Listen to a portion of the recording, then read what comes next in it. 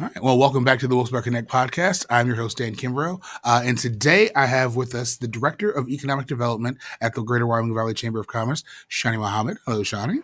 Hi. And I also have with us the Economic Development Specialist, Alex Piehl. Hello, Alex. Hello, good to be here. And today we're going to talk a little bit about the Luzerne Learns to Work program, which is a new program that the Chamber has put into place that somewhat sits under the Wilkes-Barre Connect program, sponsor of the podcast, that is set up to sort of help students get a chance to get some real world experience. So, Alex, I'm going to kick it off to you to let you talk about the program a little bit and sort of why this is something that the Chamber got behind. Yeah, so this is a program that's taking place in Luzerne County high schools. How it works is we're teaching students soft and technical skills about their careers, but then it's a little bit different because we're also connecting them with organizations and employers in this county for them to learn about and learn from. Students can what they do is they take a career assessment, they learn about areas they might be interested in. We then have worked with LinkedIn Learning, built out various pathways for them to learn skills, and then they can actually take part in work-based learning experiences with participating companies in the area to learn about what's out there, to encourage them to stay in this great area. And that's really why we're doing this. We want to help students and the future workforce learn about opportunities for their future. And we also want to help the organizations that are here, recruit from this local talent base. Oh, thank you for that, Alex. And Shani, can you speak a little bit about how this program got started? This started a couple of years ago, actually, with the Luzerne Learns to Code program, correct? Yeah, this is Luzerne Learns to Work is really an awesome evolution of a lot of our past workforce development efforts as a chamber. We first started off with a pilot program. It was a part of the NEPA Works pilot program called Coding the Coal Region, which was a way for us to provide computer programming courses and curriculum to students when they were still in school so that they could really figure out if STEM, computer science, were fields that they were interested in pursuing.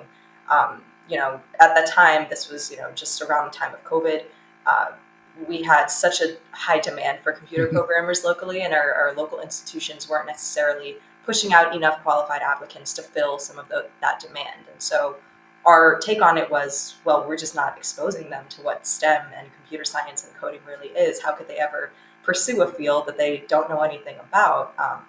And so we gave them access to some of that information. And by the end of it, we had about maybe 200 students that went through the program. But by the end of it, a lot of them really did say, like, hey, I think STEM, I think coding is something I might like to pursue when I'm in college. And really, that was the first time that we'd started working with the K through 12 space, really showing how we can improve students' outlook on some of the fields and careers that are here locally. And we figured this is now a great way to evolve it into how do we do that for more than just the STEM space? How do we do it for all of our local careers? COVID is now very rampant in this time. Mm-hmm. How do we show what different ways you can use skills? If you're in the existing workforce now, like how do you get yourself in a different field? So Coding the Coal Region then evolved into Project Pivot, which was another pilot program we did. We, our first time partnering with LinkedIn, were able to give out almost 10,000 LinkedIn Learning licenses to people that wanted to just upskill themselves and learn about different careers. And then that eventually morphed itself into Luzerne Learns to Work, which is now a way to really put that information and all of these training opportunities in front of students when they're still in high school again, but in a much more broad way so that we can really showcase our region and everything that we have to offer.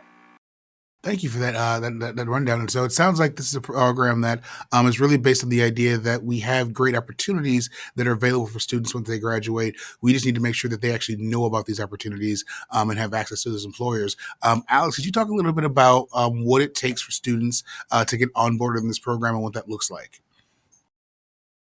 Yeah, so it's a pretty flexible program. We're willing to work with students and with the different school districts in a format that's kind of best for them.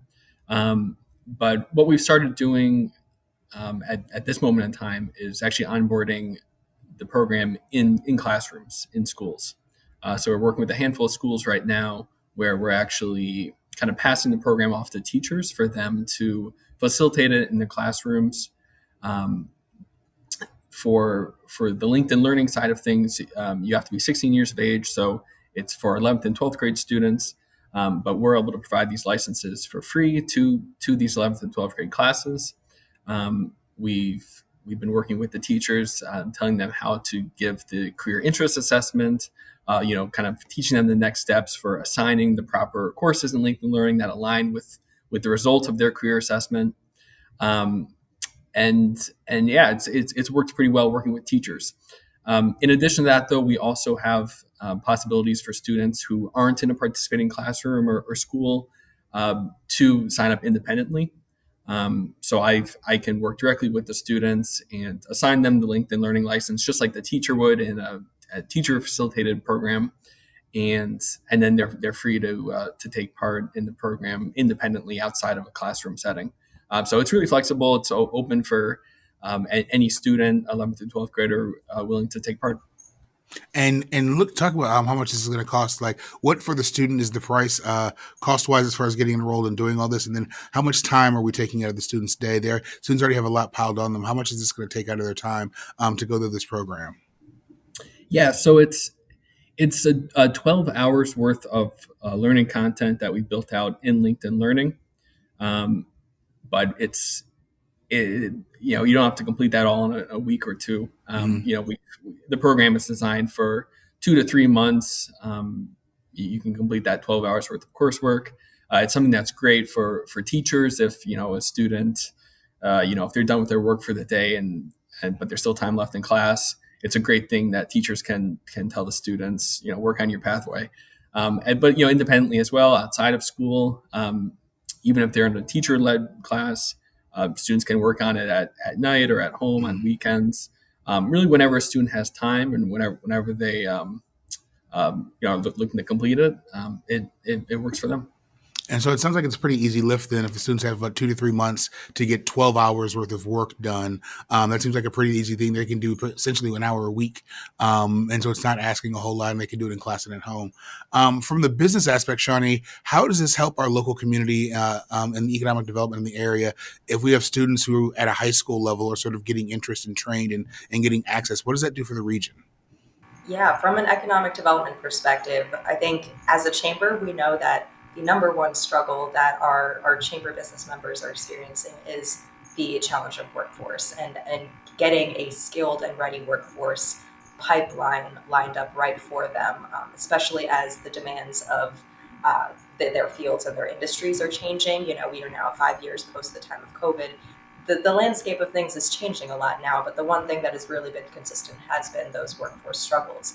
And I think the business community is now coming to a realization that what they've been doing prior to build their workforce is not how they could do it anymore. They have to have a more active role in building their workforce from the ground up. And for them, that involves getting more involved at an academic level. No more can they expect a steady stream of what they're looking for in their workforce to come straight to them. It involves them communicating with academic institutions and with programs like Luzerne Learns to work to say, here are my needs as a business, as an industry. Here are the skills that I really need my future talent to be equipped with. And here's what I can then train them on when they are with me. If they don't go into those settings and start instilling some of those skill sets early on, how can we ever expect, number one, how can we ever expect a student to know them, a teacher to know to put that information in front of them? But then how are we, setting them up for success when they do eventually get to these businesses that we want to support? We want those businesses to be around for years and years and years to come. But then to that end, we need to make sure that they're around in a sustainable way. And it starts with them getting really intentional about building that workforce. And as if there's a business looking to get involved, then I guess sort of on their end, what is it that they need to do to make sure that when students are ready and looking for experiences, they're signed up in the program and ready to go? Yes, so we work very closely with the businesses too. We understand that businesses have varying levels of capacity to be able to participate. There are small businesses, there are larger businesses with maybe more in-depth processes. We essentially set up 15-minute calls with any business that is looking to provide a work-based learning experience for the students. It'll be featured within a database. The business would just simply have to set up that 15-minute call with us. We will talk with them and vet through what really is realistic for them to do. Work-based learning experiences look different depending on what type of business or industry you are. Hmm. It could be something as in-depth as an internship or an apprenticeship, or it could be something that's a facility tour or a job shadow or an informational interview. There's a lot of different ways that these businesses can be participating with students, and it really is coming down to them figuring out what makes the most sense for them, and then getting them into the actual platform, which is a very simple registration process that the specialists on our team help them with. Awesome, awesome. And so it sounds like overall it's a pretty simple process. If you're a business, make the 50-minute phone call, get put into the database, and based on what you need, not sort of a standard, this is what you're going to do, you sort of set up an experience for the students. And on the student end, as long as your school is set up, you'll get onboarded and go through and get the assessment. And then you get an opportunity to sort of get some hands-on experience with the the businesses overall.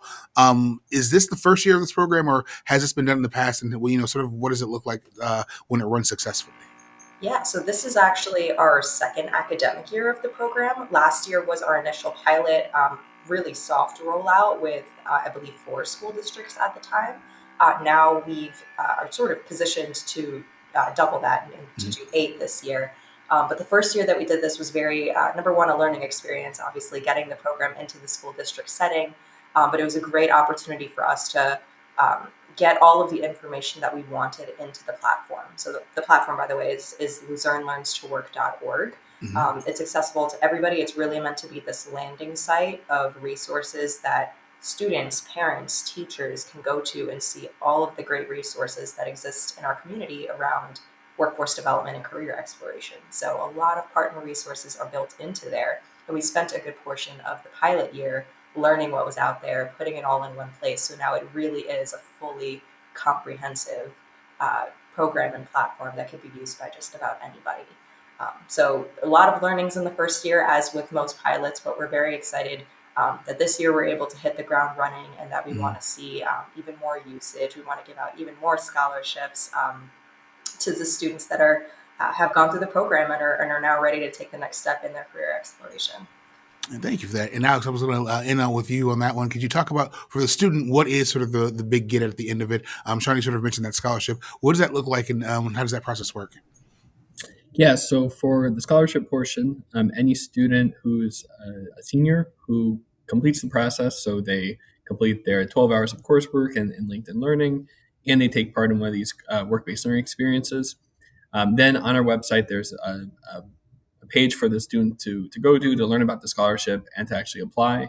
Um, it's a short application they have to fill out. There are some written questions that we'd love to see nice thoughtful responses to. But yeah, once the students complete the whole process, they complete the form, then they're eligible to potentially receive the scholarship. Of course, there's sort of a review committee who makes the ultimate decision.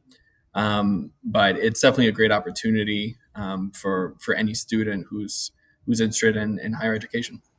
Awesome, awesome. Well, I want to thank the both of you for your time today. This is the Luzerne Learns to Work program. We'll make sure that the URLs in the description for the show notes. And that if anyone has any questions, who should they reach out to via email or to that website? Who should they reach out to if there's a school that wants to get interested or a business that might want to get involved? Yeah, any schools or businesses that have any questions or want to get involved can reach out to either myself or Alex. My email is Shanie@WyomingValleyChamber.org. Alex is Alex@WyomingValleyChamber.org. Or you could visit the Luzerne Learns to Work website, LuzerneLearnsToWork.org, that has all of the resources on everyone that's involved in this project, all of our partners, and ways that you could reach out to us through there as well. All right. Thank you both for your time today. This is the Wilkes-Barre Connect podcast. We'll talk to you next time.